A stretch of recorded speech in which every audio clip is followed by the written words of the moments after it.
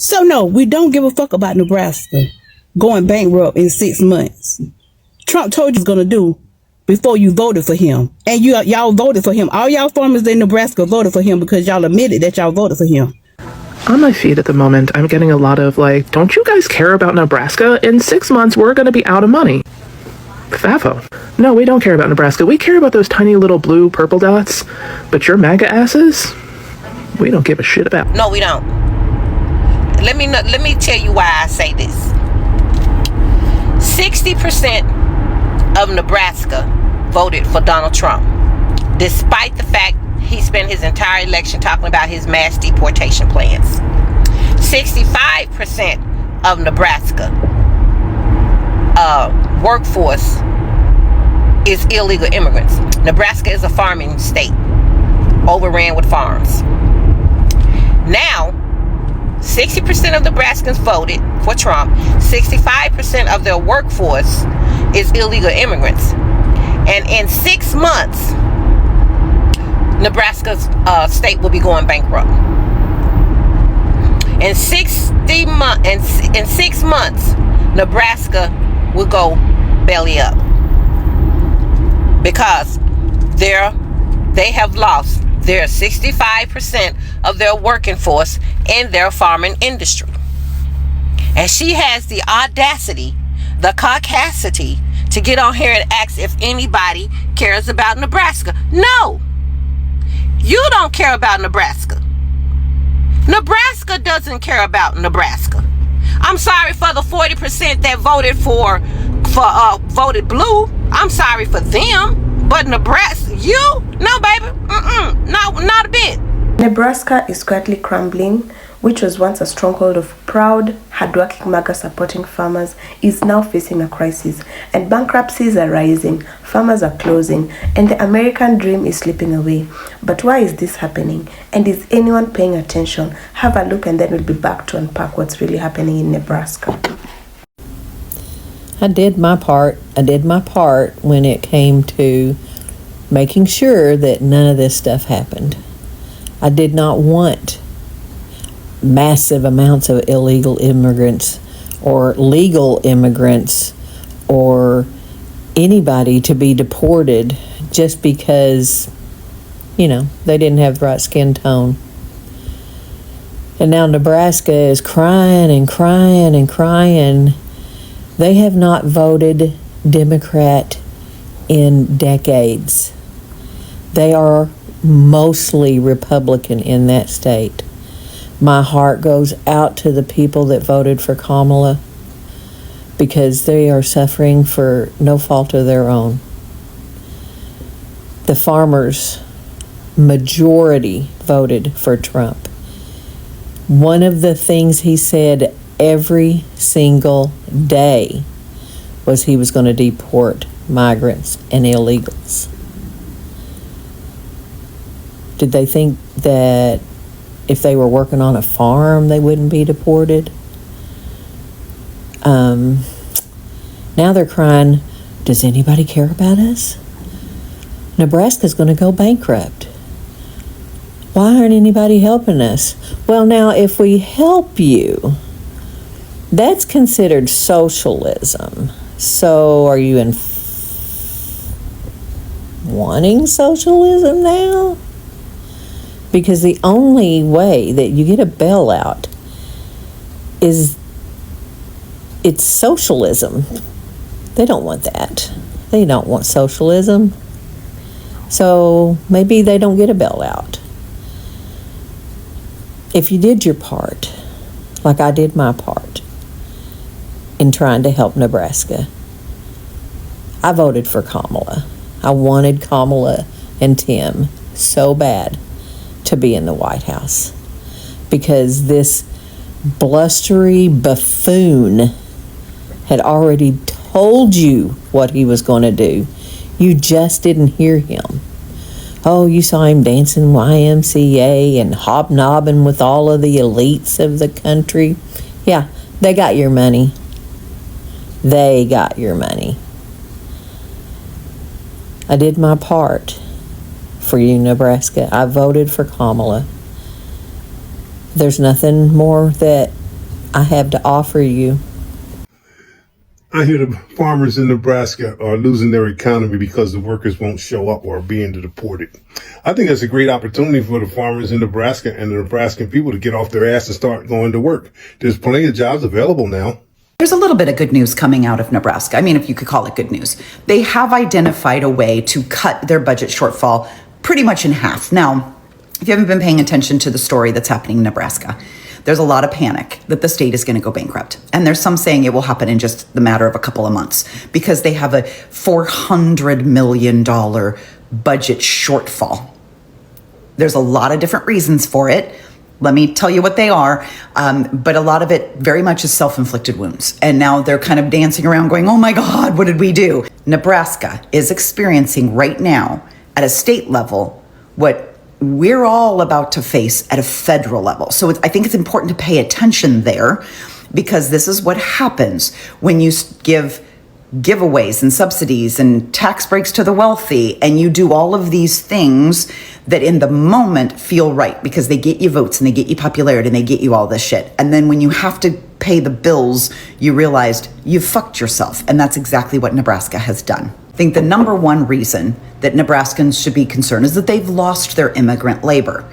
Nebraska was one of those states that had there's a lot of farming, a lot of agriculture type businesses, and they use a lot of immigrant labor. Whether they're documented or not does not matter.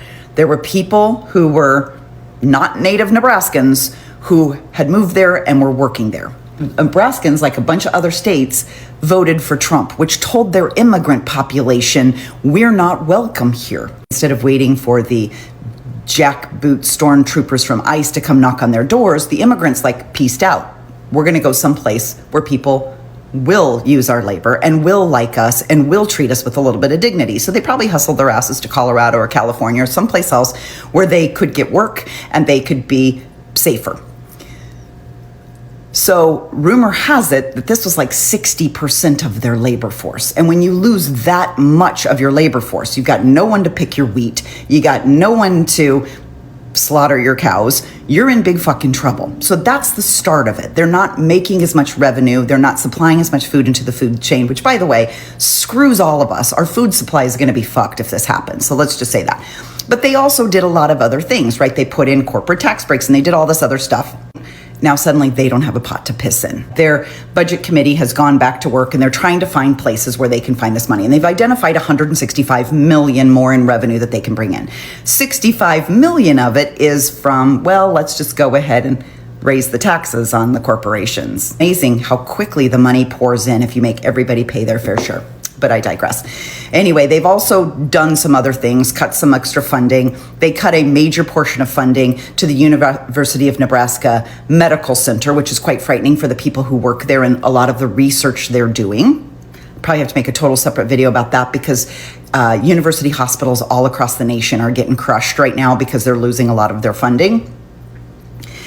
But one thing they've also decided to do was to take the cash out of their slush fund. Every state kind of has this emergency fund. And I get that they think, okay, this is an emergency. We got to use the slush fund. So they're putting their slush fund toward their budget deficit. I understand that. But what's happening is, in case you don't know, Nebraska is one of those, let's use the word socialist states, meaning they are one of those red states that gets more from the federal government than they put in. Okay, they get a ton of subsidies for their farmers. They get a ton of stuff. And sadly, there's a lot of people in Nebraska who are poor or even poverty level citizens. And they need government funding. They need things like Medicaid and SNAP benefits and those types of things. Well, when you've got the Doge dickheads going, nope, cut it all off. We don't give a fuck who starves. We don't care about poor people. We don't care about children. Cut it all off. What's happening is the federal government will start giving less to Nebraska. And Nebraska is going to be expected to pull herself up by her bootstraps. Not if they've raided their slush fund. If they don't have any money left in their slush fund, they can't help their hungry and poor citizens. So again, it's all self-inflicted wounds because this is how they voted and they supported an administration that was going to slash. They supported an administration that said, no more brown people. They did this to themselves, and it's very hard to feel sorry for them, right? There's a lot of people on here that are like, bye-bye.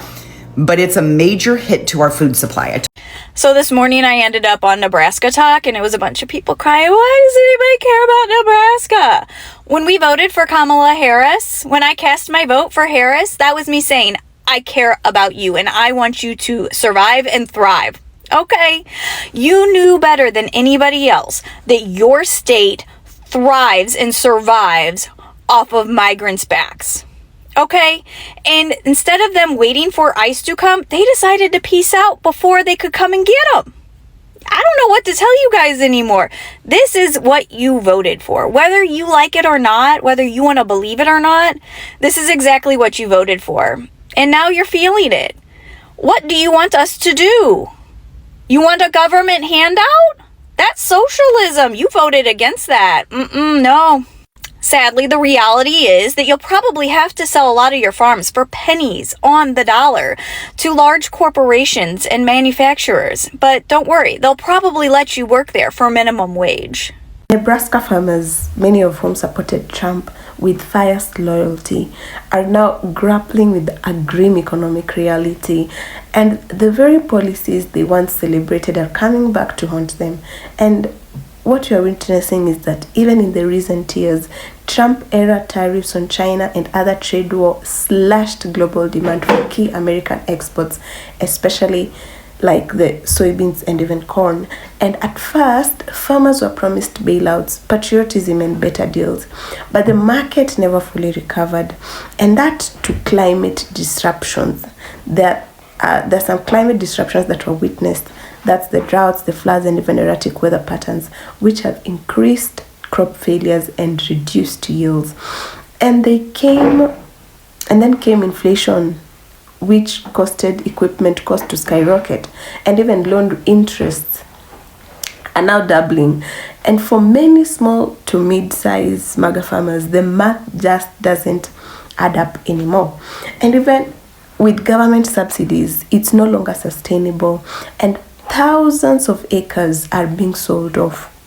And even generational farms are even closing up. Suicides is now on the rise, and the very community that believed they were putting America first is now feeling left behind and even forgotten, and worst of all, they're feeling used. And so these are real people, real families. They didn't expect to become cautionary tales, but now they are.